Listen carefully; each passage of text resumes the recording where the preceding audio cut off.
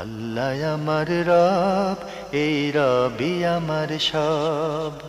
দামে দামে তুন মনে তারি অনুভব। তোমার দুনিয়াতে আমি যেদিকে তাকাই, অথই নিয়ামতে ডুবে আছি সবাই। পাক পাখালির গানে শুনি তসবি কলরব, তসবি কলরব। আল্লাহ আমার রব, এই রবি আমার সব। আসসালামু আলাইকুম, আলহামদুলিল্লাহ, আসসালাতু ওয়াসসালামু আলা রাসূলিল্লাহ। প্রিয় দর্শক, আপনারা যারা দেশে আছেন প্রবাসে, সবাইকে জানাই অনেক অনেক প্রীতি ও শুভেচ্ছা। শুরু হলো এনটিভি আয়োজিত এবং লাভহীন নিবেদিত অনুষ্ঠান আপনার জিজ্ঞাসা। আপনাদের সাথে আছি আমি জয়নুল আবেদিন আজাদ, আর আপনাদের মনে জাগা প্রশ্নের জিজ্ঞাসার জবাব দিচ্ছেন বিশিষ্ট আলেম ডক্টর মোহাম্মদ সাইফুল্লাহ। আসসালামু আলাইকুম ওয়া রাহমাতুল্লাহি ওয়া বারাকাতুহু। প্রিয় দর্শক, চলুন তাহলে জিজ্ঞাসার জগতে। শুরুতে একটি ইমেল পাঠিয়েছেন আয়েশা সুরাইয়া। প্রশ্ন করেছেন, মা বাবা আমার নাম রেখেছেন জোনাকি। এখন আমি নাম পাল্টিয়ে আয়েশা রাখতে চাচ্ছি, কিন্তু আমার মায়ের সৎ বোনের নাম আয়েশা। এখন আমি কি এই নাম রাখতে পারবো? না রাখতে পারলে কেমন নাম রাখবো জানাবেন প্লিজ। আমার কথাকে মা বাবা তেমন গুরুত্ব দেন না। ধন্যবাদ আপনাকে, আপনি প্রশ্ন করেছেন খুবই সুন্দর। আপনি আপনার নাম পরিবর্তন করতে চান, কিন্তু আপনার মা বাবা আপনার নাম পরিবর্তন করতে চাচ্ছে না। জোর করে কেন পরিবর্তন করবেন? জোনাকি নাম রেখেছে আর কোন মা বাবা জোনাকি রেখেছে। জোনাকি তো কি বলে, জোনাকি তো সুন্দর নাম, খারাপ? ভালো খারাপ না, জোনাকি তো ভালো। আয়েশা বোধ আরও উত্তম। সুতরাং আমি মনে করি যে যেহেতু মা বাবা রেখেছে, মা বাবার সম্মানার্থে জোনাকি নামটাই রেখে দেন। আয়েশা পরিবর্তন করতে যাওয়াটা এটা বাধ্যতামূলক বিষয় নয়, কিন্তু আয়েশা যদি পরিবর্তন করেন সেটা করতে পারেন, জায়েজ আছে। মা বাবার সাথে আলাপ করে মা বাবার সন্তুষ্টির মাধ্যমে করলে উত্তম। মা বাবাকে বলেন যে জোনাকি নামটা আমার কাছে, নিজের কাছে একটু বেমানান মনে হয়, বা আমি কেন তিনি পছন্দ হচ্ছে না, বুঝান তাদের। দুটাকে সমন্বয় করা যায়, আয়েশা জোনাকি। না, তিনি জোনাকি রাখতে চাচ্ছেন না, তার বক্তব্য থেকে আমি যেটা বুঝতে পেরেছি, তিনি সমন্বয় করতে চাচ্ছেন না। যদি সমন্বয় করতে চান সেটা তো ভালো কথা, কিন্তু তিনি চাচ্ছেন না যে জোনাকি নামটা তিনি রাখতে আর কি। আমি যেটা প্রশ্ন থেকে আমি যেটা বুঝেছি আর কি। যাই হোক, যদি সমন্বয় করতে পারেন তো সেটা ভিন্ন কথা, ভালোই। বাকি আমি মনে করে থাকি যে মা বাবাকে অসন্তুষ্ট করে এই নাম পরিবর্তন করার মধ্যে কোনো মাসলাহাত নেই, কোনো ধরনের কল্যাণ নেই। কারণ দুটি নামই মূলত অবৈধ নয়, ইসলামে বৈধ নাম এবং সুন্দর নাম। আর আয়েশা তো আল্লাহ রাসূল সাল্লাল্লাহু আলাইহি ওয়াসাল্লামের স্ত্রী উম্মুল মুমিনিন রাদিয়াল্লাহু তাআলা আনহার নাম, প্রশ্নই আসে না, এটি অত্যন্ত ভালো নাম। এর সাথে জোনাকি নামটাও অবৈধ নাম নয়, সুন্দর নাম। যদি কেউ রাখেন তিনি রাখতে পারেন। এখন জন্ম সনদ দিয়ে খোলো বিকাশ স্টুডেন্ট অ্যাকাউন্ট। নিজের বিকাশ নিজে কর। মায়ের সৎ বোনের নাম আয়েশা, এটা তো কোনো বাধা নয়। না, এটা কোনো প্রতিবন্ধকতা নেই। মায়ের হাজার লোকের নাম আয়েশা থাকতে পারে, জি, ওইটা কোনো সমস্যা নয়। মূল বিষয়টা আমরা আপনাকে অবহিত করার চেষ্টা করেছি। মা বাবার সন্তুষ্টিকে সামনে রেখে যদি সমন্বয় করতে পারেন সেটাই ভালো। মা বাবার খুশিকে আমরা গুরুত্ব দেব সন্তানরা, এটা এখানকার মূল বার্তা। আমাদের হাতে আরও একটি ইমেল পাঠিয়েছেন মোহাম্মদ বাকি বিল্লাহ, সর্দারপাড়া পাবনা থেকে। লিখেছেন, বর্তমানে সালাতে দাঁড়িয়ে বুকে হাত বাঁধা, জোরে জোরে আমিন বলা, বারবার হাত তোলা নিয়ে তর্ক বিতর্ক হয়। আসলে এটা কতটা যৌক্তিক? প্রথম কথা হচ্ছে, বুকে হাত বাঁধা এটি সুন্নাহ, এই মর্মে সহিহ হাদিস সাব্যস্ত হয়েছে। ইবনে খুজাইমা রাহিমাহুল্লাহ তাআলা ওয়াইল ইবনে হুজর থেকে বর্ণিত যে হাদিসটি উল্লেখ করেছেন, শেখ নাসিরুদ্দিন আলবানী রহমতুল্লাহ এটাকে সহিহ বলেছেন। যেহেতু শেখ নাসিরুদ্দিন আলবানী রাহিমাহুল্লাহ তাআলা সহিহ বলেছেন এবং হাদিস দ্বারা সাব্যস্ত হয়েছে, সুতরাং হাদিসের বিরুদ্ধে তর্ক করা এটি একটা মূর্খতা, কোনো সন্দেহ নেই। দ্বিতীয় নম্বর হচ্ছে জোরে আমিন বলা, এটা একেবারে সহিহ বুখারী হাদিস দ্বারা সাব্যস্ত হয়েছে। যদি কেউ না বুঝেন তিনি বোঝার জন্য চেষ্টা করবেন, তিনি বিতর্কে যাবেন না, যেহেতু হাদিস দ্বারা একাধিক সহিহ হাদিস দ্বারা সাব্যস্ত হয়েছে। বরং এটি হাদিস নয়, বরং এটি মুতাওয়াতির আমল সাব্যস্ত হয়েছে। সালাফদের মুতাওয়াতির আমল সাব্যস্ত হয়েছে ব্যাপারে, যে আমিন জোরে বলার বিষয়টি নিয়ে। মুতাওয়াতির আমল সাব্যস্ত হয়েছে সালফে সালিহিন থেকে একেবারেই মানে বহু সূত্রে, মানে এত বেশি সূত্রে বর্ণিত হয়েছে যে এটাকে কোনোভাবেই অস্বীকার করার মতো কিছুই নেই। সুতরাং যেখানে মুতাওয়াতির আমল সাব্যস্ত হয়েছে সেখানে বিতর্ক করেন যিনি, তিনি মূর্খতার কারণে করেন, কোনো সন্দেহ নেই। এরপর আরেকটি কি বলেছেন জোরে আমিন বলা? আরেকটি বলছে এটা যে আপনার তিনটে বিষয় বলছেন, বুকে হাত বাঁধা, জোরে আমিন বলা আর বারবার হাত তোলা। হ্যাঁ, রফুল ইয়েদাইন, রফুল ইয়েদাইন মুতাওয়াতির রিওয়ায়াতের মাধ্যমে সাব্যস্ত হয়েছে। রাসূলুল্লাহ সাল্লাল্লাহু আলাইহি ওয়াসাল্লাম অসংখ্য সাহাবী দ্বারা সাব্যস্ত হয়েছে। এবং কি শেখুল ইসলাম ইবনুল কাইয়্যিম রাহিমাহুল্লাহ তাআলা বলেছেন যে আল্লাহ রাসূল সাল্লাল্লাহু আলাইহি ওয়াসাল্লাম মৃত্যু পর্যন্ত রফুল ইয়েদাইন করেছেন মর্মে সাব্যস্ত হয়েছে। এবং রাসূলুল্লাহ সাল্লাল্লাহু আলাইহি ওয়াসাল্লাম পরবর্তী সময়ে জুমহুর আহলে হাদিস, মুহাদ্দিসিনে কেরাম সবাই মানে আল্লাহ রাসূল থেকে যেভাবে পেয়েছেন সেভাবেই রফুল ইয়েদাইন করেছেন। সুতরাং এটা যদি কেউ বিতর্ক করে তাকে তিনি মূর্খতার মত আশ্রয় গ্রহণ করেছেন। এবার যাব যে বিষয়গুলো নিয়ে আমাদেরকে জানতে হবে যে তিনটি মাসআলা, একটি হচ্ছে জোরে আমিন বলা, আর একটি হচ্ছে রফুল ইয়েদাইন করা, আর একটি হচ্ছে বুকের উপর হাত বাঁধা। এগুলো হুকুম কি? এগুলো হুকুম হচ্ছে সুন্নাহ অথবা মুস্তাহাব। আলেমদের কাছে সুন্নাহ অথবা মুস্তাহাব, কোনো ফরজ ওয়াজিব বিষয় না। ফরজ ওয়াজিব বিষয় নয়। সুতরাং যারা এ নিয়ে বিতর্ক করেন, যারা এ নিয়ে বাড়াবাড়ি করেন, গোড়ামির কারণে করেন। কোনো ব্যক্তি যদি ইচ্ছাকৃত সালাতের কোনো সুন্নাহ তরক করে তাহলে তার সালাত বাতিল হবে না, নষ্ট হবে না। এটি সমস্ত ওলামায়ে কেরামের ঐক্যমতে সাব্যস্ত হয়েছে, সমস্ত ওলামায়ে কেরামের ঐক্যের মাধ্যমে সাব্যস্ত হয়েছে। সুতরাং কোনো অবস্থাতেই এই কথা বলা বৈধ নয় যে এটা নিয়ে বিতর্ক করতে হবে, এটা নিয়ে ঝামেলা করতে হবে, এ নিয়ে লোকদের মধ্যে বহস করতে হবে। এগুলো আসলেই জ্ঞানের অভাবের কারণে, মূর্খতার কারণে আমরা করে থাকি। বরং যিনি জোরে আমিন বলবেন তাকেও আপনি বলবেন যে আপনি সুন্নাহর আমল করেছেন। যিনি জোরে আমিন বলেন না তাকে বলবেন যে আপনি আপনার যে আমলটা রয়েছে আমলটা সুন্নাহ সম্মত হয়নি। শুধু এতটুকুই। আর যিনি রফুল ইয়েদাইন করবেন যে আপনি সুন্নাহর আমল করেছেন, আর যিনি রফুল ইয়েদাইন করেন না তাকে বলবেন যে আপনার আমলটা সুন্নাহ সম্মত হয়নি।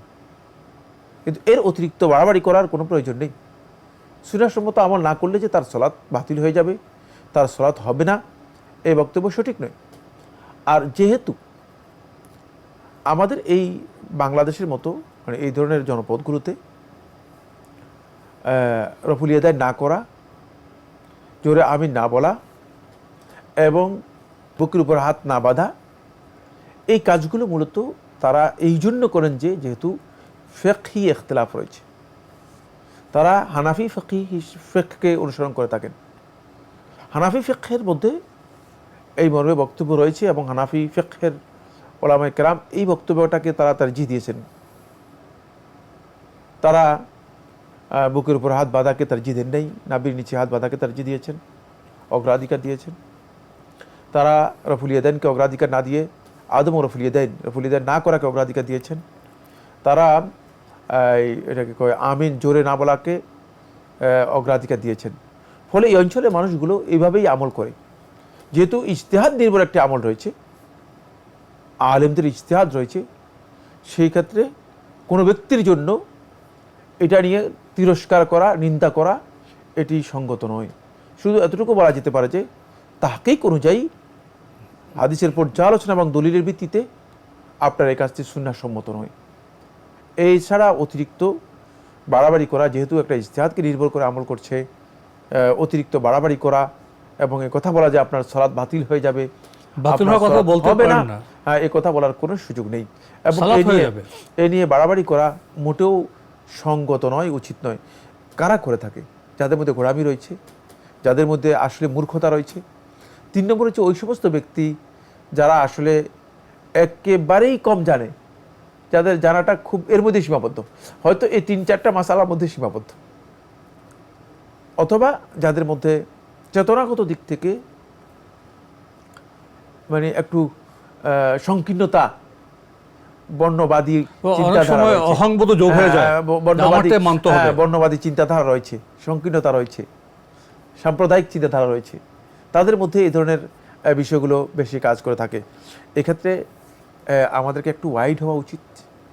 তবে অবশ্যই শালীনভাবে কথা দৃষ্টি আকর্ষণ করা উচিত যে এগুলো সুন্নাহসম্মত আমল। যিনি করেন নাই তিনি সুন্নাহসম্মত আমল করতে পারেন নাই। জি। প্রিয় দর্শক, আসলে আমাদের সমাজে বুকে হাত বাঁধা, জোরে আমিন বলা এবং রাফুল আদি নিয়ে কিছু মত বৈচিত্র্য আছে। তো যেটা শায়েখ বললেন, যারা আমরা খুব কম জানি তারা বিতর্কটা বেশি করি এবং ইসলামের সৌন্দর্যকে ভুলে গিয়ে এই মত বৈচিত্র্য বা মত পার্থক্যকে কেন্দ্র করে আমরা বিচ্ছিন্নতা ইফতিরাকে চলে যাই। ইফতিরাকে যাওয়া যাবে না। গবেষণা করার মতো পার্থক্য হতে পারে এবং এই বৈচিত্র্য নিয়ে আমরা একই সমাজে ভ্রাতৃ চেতনায় বসবাস করব। ইসলামের সৌন্দর্যকে আমরা ভুলে যাব না। এখন জন্ম সনদ দিয়ে খোলো বিকাশ স্টুডেন্ট অ্যাকাউন্ট। নিজের বিকাশ নিজে কর। আমাদের হাতে একটি ইমেল পাঠিয়েছেন মোহাম্মদ মুসলিম উদ্দিন, চট্টগ্রাম থেকে লিখেছেন, একজন ইমাম সাহেবকে একখানি সহি বুখারী শরীফ এবং একখানি সহি মুসলিম শরীফ দেখিয়ে বললাম, হুজুর এই হাদিস দুখানা থেকে আমাকে কিতাবুল আজান এবং নবী করিম সাল্লাল্লাহু আলাইহি ওয়াসাল্লাম নাম শুনলে দু আঙ্গুলে চুমু খেয়ে চোখে লাগাবার বিষয়ে কোনো অধ্যায় আছে কিনা একটু বের করে বুঝিয়ে দেবেন। ইমাম সাহেব আচমকা বুবরাং হয়ে বললেন, ওসব হাদিসের কিতাব ইহুদি নাসারাদের দ্বারা ইসলামকে ফিতনায় ফেলার ষড়যন্ত্র। এখন এই ইমামের পেছনে নামাজ পড়া আমার জন্য জায়েজ হবে কি? মসজিদে ওনাকে বহাল রাখা যাবে কি? ধন্যবাদ। আপনি প্রশ্ন করেছেন যে ইমামকে আপনি বুখারী এবং মুসলিম এনে দিয়ে ইমামকে আপনি একটা বিষয়ে দৃষ্টি আকর্ষণ করেছেন। সেক্ষেত্রে ইমাম সাহেব আপনাকে বলেছে যে এইসব হাদিসের কিতাব ইহুদি খ্রিস্টানদের ষড়যন্ত্র ইসলামের বিরুদ্ধে। তিনি আসলে প্রথম কথা হচ্ছে তার সাথে আপনার যে বিতর্ক হয়েছে যে বিষয়গুলো নিয়ে, সেই বিতর্কের কারণেই তার এটি ছুটটা এমন, তার রিয়াকশানটা খারাপ হয়েছে, এখানে খারাপ রিয়াকশানে গেছে। তার উচিত ছিল আসলে তিনি এই ধরনের বক্তব্য না দিয়ে, তিনি তো জানেন যে সহিহ বুখারী পৃথিবীর সমস্ত মুসলিমদের কাছে শুধুমাত্র শিয়া রাফেজি সম্প্রদায় ছাড়া আর পৃথিবীর মধ্যে যারা মুসলিম রয়েছে, যারা নিজে থেকে মুসলিম পরিচয় দেয় অথচ ইসলাম অনেকেই মানে না, সবাই সহিহ বুখারীকে গ্রহণ করেছে, সহিহ মুসলিমকে গ্রহণ করেছে। এই দুটি কিতাব একেবারেই পরিচিত কিতাব।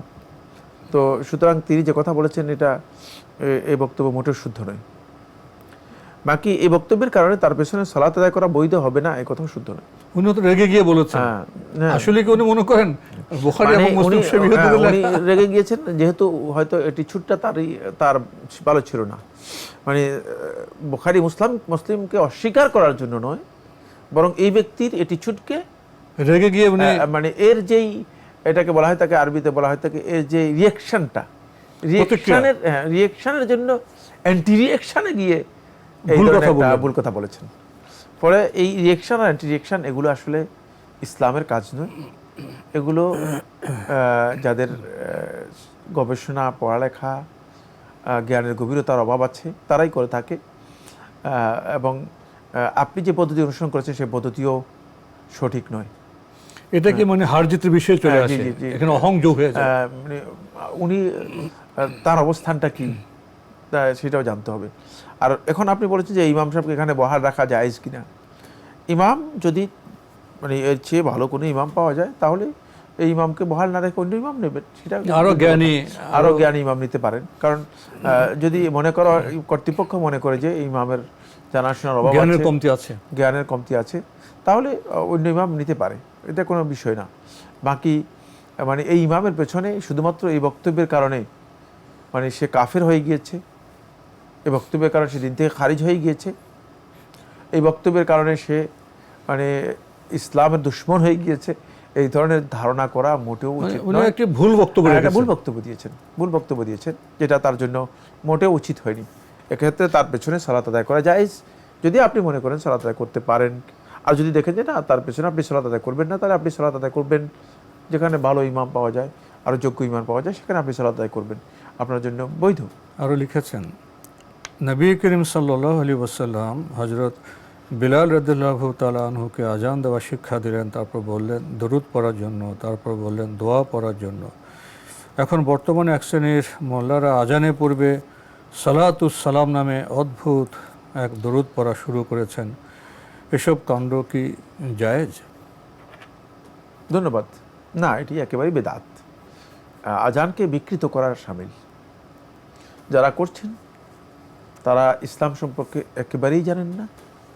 আর আজান এটি তো কত গুরুত্বপূর্ণ বিষয়, এটা তো ওহির ভাষা, ওহির মাধ্যমে এসেছে, এটাই তার এটা তো কোনো যোগ করা সংযোগ বিয়োগ করা যাবে না। আজানের মধ্যে যদি কেউ একটা অক্ষর যুক্ত করে থাকেন, মানে এমনকি আজানের লফজ আল্লাহু আকবারও যদি কেউ 2 বারের জায়গায় যদি 4 বার বলে থাকেন, তাহলেও সে সুন্নাহ লঙ্ঘন করলো, গুনাহগার হবে এবং বেদাত হবে।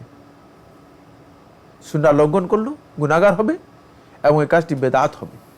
খুব ভালো করে খেয়াল করুন, কারণ এটি সংখ্যা পর্যন্ত নির্দিষ্ট করা রয়েছে। তাই যারা আজানের শব্দের মধ্যে সালাতুস সালাম যুক্ত করেছেন, আজানের আগে সালাতুস সালাম, আজানের পরে ওই সেই ইত্যাদি, এগুলো যারা যুক্ত করেছেন, তাদের এই কাজটি গর্হিত এবং ইসলামী শরিয়া অনুমোদিত নয়, বরং এটি বেদাত এবং নিকৃষ্টতম বেদাত। তারা যেটাই ধারণা করুক না কেন, কারণ এর পক্ষে একেবারেই দলিল নেই, মিথ্যা দলিলও নেই। তারা যে কথা বলেছে এটা মিথ্যা কথা, এর পক্ষে কোনো মিথ্যা দলিলও নেই, মিথ্যা কোনো দলিল হাদিস তারা দেখাতে পারবে না। সুতরাং এগুলো আসলে অতিরঞ্জন, সীমালঙ্ঘন। আমরা যখন দ্বীনের ব্যাপারে পড়ালেখা করি না, গবেষণা করি না, জানি না, তখন দেখা যায় যে আমরা সীমালঙ্ঘন করে ফেলি। এটা আমাদেরই ত্রুটির কারণে হচ্ছে। হয়তো এই বাইগুলো কোনো না কোনো ফেরকা এর অনুসারী হওয়ার কারণে, কারণ এটা একটা বিভ্রান্ত ফেরকা রয়েছে, বেরলভী ফেরকার, কবর পূজারী এবং বেরলভী ফেরকার লোক যারা রয়েছে, যারা দরগা, কবর ইত্যাদি পূজা করে থাকে, আল্লাহ রাব্বুল আমিনের ইবাদত বাদ দিয়ে যারা মানুষকে সিজদা করে থাকে, মানুষকে মাবুদ বানিয়ে থাকে, এই সমস্ত লোকগুলো, এরাই মূলত এগুলো আবিষ্কার করেছে। এগুলোর পেছনে তারাই দৌড়াচ্ছে এবং তারা বাড়াবাড়ি করছে এবং তারা মানুষদেরকে বিভ্রান্ত করার জন্য চেষ্টা করছে। উপর দিয়ে রাসূলুল্লাহ সাল্লাল্লাহু আলাইহি ওয়াসাল্লাম ভালোবাসার লেবাস, ভালোবাসার বহিঃপ্রকাশ করতে ঘটাচ্ছে। আসলে রাসূলুল্লাহ সাল্লাল্লাহু আলাইহি ওয়াসাল্লাম ভালোবাসার পদ্ধতি তো নির্দিষ্ট করা আছে। রাসূলুল্লাহকে ভালোবাসা তো সুন্নাহকে ভালোবাসতে হবে। রাসূলুল্লাহ সাল্লাল্লাহু আলাইহি ওয়াসাল্লাম ভালোবাসা হচ্ছে সুন্নাহর অনুসরণ করা, সোজা কথা, একটাই কথা এখানে সুন্নাহর অনুসরণ করা। রাসূলুল্লাহ সাল্লাল্লাহু আলাইহি ওয়াসাল্লাম সুন্নাহকে যে অনুসরণ করেনি, রাসূলুল্লাহ সাল্লাল্লাহু আলাইহি ওয়াসাল্লাম সুন্নাহকে যে বিকৃত করেছে, সে আল্লাহ রাসূল সাল্লাল্লাহু আলাইহি ওয়াসাল্লামকে ভালোবাসেনি, বরং রাসূলুল্লাহ সাল্লাল্লাহু আলাইহি ওয়াসাল্লামকে সে অবমাননা করেছে, রাসূলুল্লাহ সাল্লাল্লাহু আলাইহি ওয়াসাল্লাম সুন্নাহকে অবমাননা করেছে এবং রাসূলুল্লাহ সাল্লাল্লাহু আলাইহি ওয়াসাল্লামের প্রতি তার আচরণ একেবারেই সুন্দর হয়নি, বরং অবাঞ্ছিত আচরণ হয়েছে, কোনো সন্দেহ নেই। আমরা খুবই গুরুত্বপূর্ণ বিষয়ে অবগত হলাম। প্রিয় দর্শক, আমাদের হাতে একটি চিঠি পাঠিয়েছেন হক বেকারি, শনি রাখরা, ঢাকা থেকে। অনেক প্রশ্ন। 16 নম্বর প্রশ্ন আপনি লিখেছেন, অজুতে 2 হাতের কবজি একসাথে না আলাদা করে কবজি 3 বার ধুতে হয়? একটু দেখাবেন কিভাবে ধুতে হয়? ধন্যবাদ। 2 হাতের কবজি দ্রুত করা, আপনি পানি নিয়ে 2 হাতের কবজি মানে একসাথেও ধুতে পারেন অথবা আলাদা আলাদাও ধুতে পারেন। ডান হাতে পানি নিয়ে তারপরে একসাথে 2 হাতের মধ্যে পানি একসাথে ধুয়ে নিতে পারেন এভাবে, অথবা মানে পানিকে ডান হাত দিয়ে বাম হাতে নিয়ে আগে ডান হাতকে তারপর বাম হাতকে এভাবে ধুতে পারেন। দুইটাই জায়েজ। এটা শুধুমাত্র আমলের দিক থেকে কেউ কেউ বলেছেন যে আলাদা ধোয়ার কথা, আবার কেউ কেউ বলেছেন যে একসাথে ধোয়ার কথা। দুইটাই সুন্নাহ দ্বারা বা আমল দ্বারা প্রমাণিত। আমরা জানলাম বিষয়টি সম্পর্কে। প্রিয় দর্শক আরও লিখেছেন, প্রাপ্তবয়স্কা শিক্ষিত মেয়ে, বাবা মা ইনকাম করে টাকা আনতে বলেন, বাট মেয়ে তা করে না। বাইরে অনেক ফিতনা, পর্দার সমস্যা হয়। সে তার পুরো সময় ইলম শেখা ও নফল ইবাদত এসব কিছু করতে চায়। এ মেয়ের কি কবিরা গুনাহ হবে? না, কবিরা গুনাহ হবে কেন? যে মা বাবার কথা শুনতেছে না? না, মা বাবার জন্য বৈধ নয় যে প্রাপ্তবয়স্কা মেয়ের পর্দা লঙ্ঘিত হবে। হারাম কাজের জন্য যদি নির্দেশ দেয়, নিষিদ্ধ কাজের জন্য যখন নির্দেশ দিবে, তখন সেটা পালন করা জায়েজ নেই। সেক্ষেত্রে মা বাবার সাথে আচরণটা ভালো করতে হবে, শুধুমাত্র সুন্দর আচরণ করবে, কিন্তু মা বাবার নির্দেশ পালন করতে বাধ্য নয়। লা তাআতা লি মাখলুকিন ফি মাসিয়াতিল্লাহ, আল্লাহ তাআলার অবাধ্যতে কোনো মাখলুকের কোনো আনুগত্য নেই। সে মা বাবারও আনুগত্য নেই, কারো আনুগত্য নেই। একেবারে সকল প্রকার আনুগত্য নেগেটিভ হয়ে যাবে, নিষেধ হয়ে যাবে। আল্লাহ রাব্বুল আলামিনের অবাধ্যতায় যেই কোনো প্রকার আনুগত্য কী হয়ে যাবে, বাতিল হয়ে যাবে। সুতরাং মা বাবার আনুগত্য সেখানে বাতিল। যদি পর্দালঙ্ঘনের বিষয় আসে, কারণ আপনি তো বলেছেন যে পর্দালঙ্ঘনের বিষয় আছে এবং বাহির থেকে ইনকাম করতে বলা হচ্ছে, এটাও মা বাবার জন্য জায়েজ নেই যে প্রাপ্তবয়স্কা মেয়েকে ইনকামের জন্য বাধ্য করবে, মা বাবার জন্য এটাও জায়েজ নেই। তো আজকে আমাদের এখানে শেষ করতে হচ্ছে। আপনাকে অনেক ধন্যবাদ। আপনাকে অনেক ধন্যবাদ। প্রিয় দর্শক, আমরা দেখছিলাম এনটিভি আয়োজিত এবং লাভ ভ্যালু নিবেদিত অনুষ্ঠান আপনার জিজ্ঞাসা। আমাদের এই অনুষ্ঠান আপনারা এনটিভি অনলাইনেও দেখতে পারবেন। ভিজিট করুন www.ntvbd.com, এছাড়া ইউটিউবে এবং আমাদের ভেরিফাইড ফেসবুক পেজে অনুষ্ঠান দেখতে পারবেন। শেষের যে প্রশ্নটি, এটা আমরা বলতে পারি যোগ্য জিজ্ঞাসার প্রশ্নের মতো। পিতামাতার আনুগত্য, ইসলামের আনুগত্য আমরা জানলাম। ইসলামের বিরুদ্ধে গিয়ে পিতামাতার আনুগত্য করা যায় না, তবে তাদের সাথে সুন্দরভাবে বিষয়টি বুঝিয়ে দেওয়ার চেষ্টা আমাদের করতে হবে। প্রিয় দর্শক, চিঠি লিখুন, প্রশ্ন পাঠান আমাদের ঠিকানায়। পরিচালক আপনার জিজ্ঞাসা, এনটিভি, বিএসসিসি ভবন, 7ম তলা, 102 কাজী নজরুল ইসলাম অ্যাভিনিউ, কারওয়ান বাজার, ঢাকা 1215। ইমেল অ্যাড্রেস আপনার জিজ্ঞাসা @ntvbd.com। মহান আল্লাহ আমাদের সবাইকে নিরাপদে রাখুন, রাখুন শান্তিতে। আসসালামু আলাইকুম। আল্লাহ আমার রব, এই রবি আমার সব, দামে দামে তুন মনে তারি অনুভব। তোমার দুনিয়াতে আমি যেদিকে তাকাই, অথই নিয়ামতে ডুবে আছি সবাই।